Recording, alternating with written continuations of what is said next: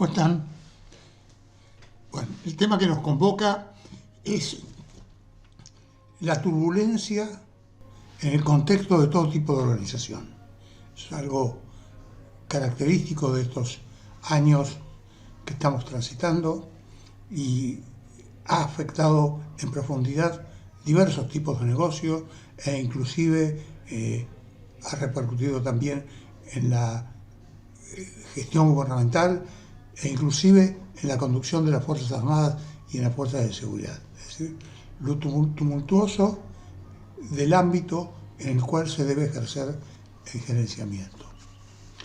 En este contexto, viene el caso, creo que viene el paso, citar lo que ya en los años 40, época que yo nacía, en los años 40 nos anunciaba ese genio, ese enorme matemático, quizás uno de los más importantes matemáticos en la historia de la humanidad, llamado John von Neumann. John von Neumann anunció que en el futuro cercano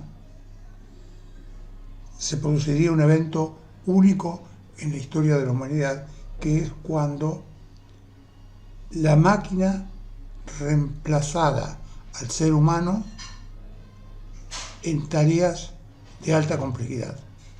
Es decir, la capacidad de plantear, por ejemplo, algoritmos complejos y de resolverlos en ese desarrollo de habilidades o en ese tipo de cuestiones, los artificios computarizados superarían las capacidades del ser humano. Como antecedente, así hubo advertencia en tal sentido, en el año 96 tenemos algo prácticamente conocido por todos, que el computador Deep Blue. El computador Deep Blue de IBM venció varias veces al campeón mundial de ajedrez, Garry Kasparov. Un ejemplo aparentemente anecdótico, pero que luego fue seguido por otros hechos que llevan a pensar que lo anunciado por John von Neumann era correcto. Sabemos que muchos cirujanos hoy desempeñan su importante tarea observando cómo un robot está haciendo lo que otrora era un trabajo que en ese entonces se consideraba indelegable. Lo mismo que le ocurrió a Kasparov, lo mismo que le pasó al cirujano del ejemplo, le está pasando a ingenieros especialistas en gestión de proyectos complejos, a responsables de la seguridad de elementos componentes de nuestra infraestructura crítica. Es decir, la máquina se está extendiendo hacia la ejecución de cuestiones que parecían fuera de discusión respecto de que eran responsabilidad puras, responsabilidad indiscutible del ser humano. A ese tema, esto que estamos conversando, se lo denominó singularidad tecnológica. Y singularidad tecnológica y cuarta revolución industrial son dos elementos o dos conceptos que están muy fuertemente vinculados, si es que admitimos o estamos de acuerdo en definir que habrá entrado en la cuarta revolución industrial aquel país en el cual haya desaparecido prácticamente la interfaz humana en el diseño y gestión de los procesos en los que reside la capacidad de generar valor, también en todo tipo de organizaciones. Es decir, esa ausencia de componente humana tiene su correspondencia con que hemos venido recién diciendo sobre singularidad tecnológica. Lo que pasa es que la transición hacia la cuarta revolución industrial no está simplemente, no toma simplemente únicamente como unidad de medida en cuanto hemos hecho desaparecer la componente humana en los procesos sensibles al agregado de valor. No, hay otras cuestiones de las cuales haremos mención que son igualmente importantes. Por ejemplo, Big Data.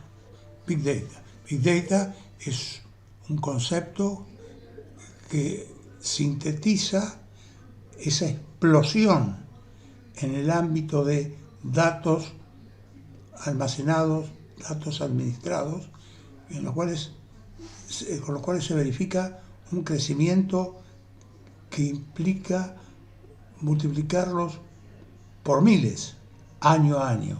Así que de ninguna manera es lineal el crecimiento de la cantidad de datos que las organizaciones necesitan para funcionar. Los archivos tradicionales que estaban incluidos en los sistemas operativos, los gestores de base de datos como propuestas superadoras de los archivos convencionales, todos esos reservorios, entre comillas, clásicos de datos han quedado insuficientes y nuevas tecnologías de datos que hasta reciben un nombre muy apropiado respecto de su incumbencia, ciencia de datos, nuevas tecnologías, nuevas propuestas tecnológicas y gerenciales tienen que dar satisfacción a los inconvenientes que se generan en las organizaciones cuando se intentan manejar ese aluvión de datos que el entorno intenta intercambiar con distintos tipos de emprendimientos. Además del tema de Big Data, existen otras cuestiones que también están incidiendo en las dificultades de gestión ante la proximidad de la cuarta revolución industrial. Por ejemplo, el tema de los dominios. Dominio desde el punto de vista de la defensa. Por muchos años se consideró que los dominios, ámbitos potenciales en los cuales pueden desarrollarse conflictos, eran tierra, mar y aire. Recientemente, hasta Argentina tuvo que incorporar al espacio exterior, ¿cierto? Dado que tenemos una constelación de satélites a ser preservado, a ser protegido, a ser vigilado. Pero también un quinto dominio virtual y creado por el hombre, el quinto dominio, hace a las características del ciberespacio tomado también como ámbito potencial de conflictos, en este caso, por ejemplo, entre Estados-naciones. En el año 1999, dos chinos desarrollan el concepto de guerra irrestricta o guerra más allá de los límites. Así proponen los dos autores, coroneles de la rama aérea, en ese entonces coroneles de la rama aérea del Ejército de Liberación Popular de China, llevan los dominios a ser tenidos en cuenta por el comandante militar o por las autoridades de los Estados-nación en confrontación. Incluyen al dominio de las finanzas internacionales, por ejemplo, dominio de la salud, dominio psicosocial. y varios más. Es decir, el desafío de manejar un entorno multidominio pasa a ser otra de las características y que estamos observando, estamos teniendo ejemplos, desafortunadamente, con repetición casi diaria, dado el estado actual de los conflictos entre algunos estados-naciones, que también aportan a la incertidumbre que hemos venido mencionando desde que empezó este aporte. Sobre todo la cantidad gigantesca de datos que debe manejar hoy el comandante militar, que debe manejar hoy los estadistas, los líderes políticos de las potencias en conflicto. Es decir, esquemas matriciales sumamente complejos son necesarios para gerenciar las confrontaciones interdominio. En nuestro país se dan singularidades que pueden transformarse en oportunidades.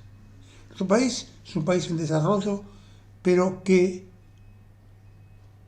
presenta un fenómeno que a mí me gusta denominar islas de excelencia científico-tecnológica. Nuestro país tiene 5 premios Nobel. Los 5 premios Nobel tienen como factor común, comillas, el haber egresado de la misma universidad, la Universidad de Buenos Aires, universidad que tiene un posicionamiento muy importante en el contexto global en los que se ranquean en el orden de 3.000 universidades del mundo. En ese contexto tiene un posicionamiento muy bueno. Tenemos una institución universitaria como el Balseiro, el Instituto Balseiro, que forma físicos e ingenieros nucleares de primer nivel global. Tenemos la Comisión Nacional de Energía Atómica, respetada en el mundo por la excelencia de su trabajo.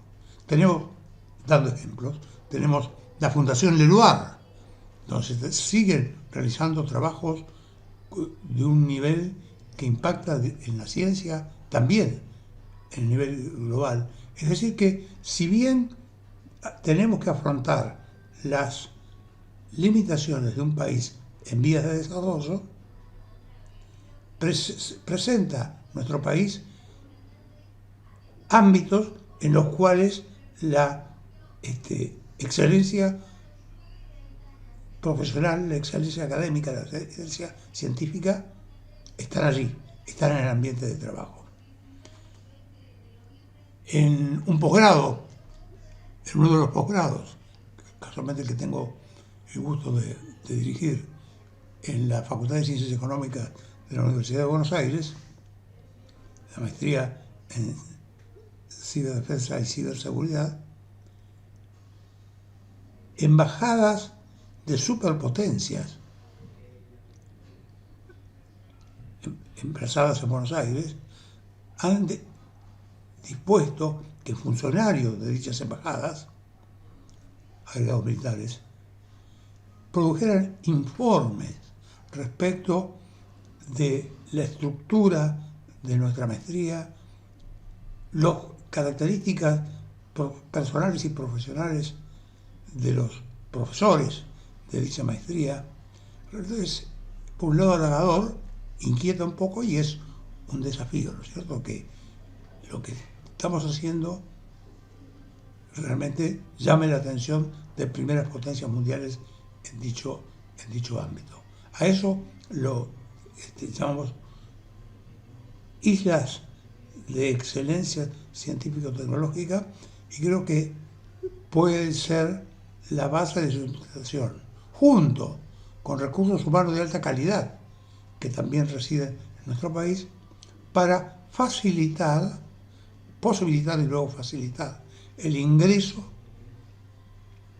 de nuestro país en el ámbito de la cuarta revolución industrial. ¿Por qué?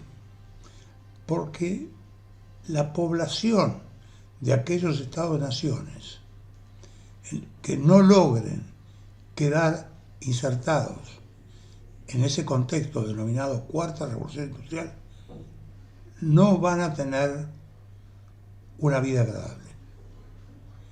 El mundo va a diferenciarse mucho más que lo que es ahora entre distintos tipos de países, y los países que no hayan logrado en el ámbito de este activo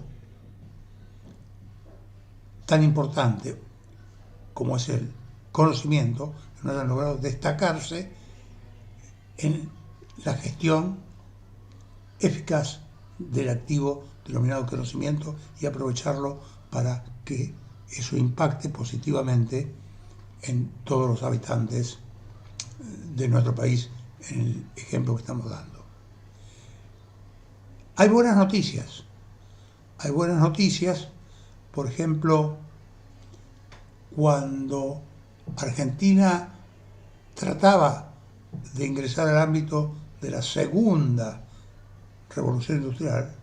Recordemos que segunda revolución industrial es cuando se organizan en procesos las actividades productivas, las actividades de agregado de valor en distintos tipos de organizaciones. Cuando la industria se organiza de la forma que acabamos de mencionar. Dos personas, Manuel Savio y Enrique Mosconi, visualizan que un desarrollo muy importante en el ámbito de la siderurgia y en el ámbito de la industria petrolera, Savio en la siderurgia, Mosconi en la petrolera, colocaría claramente a los ojos del mundo a la Argentina como integrante de los países que arribaron a esa etapa histórica, esa fase histórica denominada Segunda Revolución Industrial. Pero tan importante como eso es mencionar a los estadistas, a los líderes políticos que dieron el apoyo necesario a Savio y a Mosconi para que Argentina entrara en una de las etapas de mayor prestigio internacional de nuestro país y de mayor disponibilidad de activos en nuestro país para que el mismo sea conducido por los líderes políticos con el soporte económico, con el soporte financiero que requiere la gestión de un país tan grande, tan enorme como el nuestro. Es decir, que hay buenas noticias en este contexto. ¿Por qué debe preocuparnos la cuarta revolución industrial? En parte lo hemos dicho, no hay bienestar si no hay ingresos suficientes en el contexto nacional. Y ese ingreso consistente en el contexto nacional hoy se logra mediante la inversión en conocimiento. La inversión en conocimiento y la transformación de los distintos tipos de organizaciones para adecuarlos al concepto de singularidad tecnológica con el que comenzamos esta charla.